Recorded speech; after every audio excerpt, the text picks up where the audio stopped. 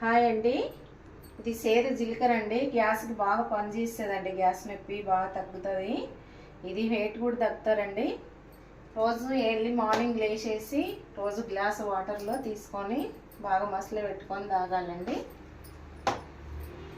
మనకి ఏదైనా అరగపోయినా కూడా మంచిగా అరుగుదల ఇస్తుంది. ఇది ఒకసారి అందరికి ట్రై చేయండి. ఇది బాగా పనిచేస్తుంది. హాస్పిటల్లో పోయి ఆ గోళీలు ఈ గోళీలు తెచ్చుకున్న దానికంటే ఇది బాగా పనిచేస్తుందండి. ఒకసారి చేసి చూడండి.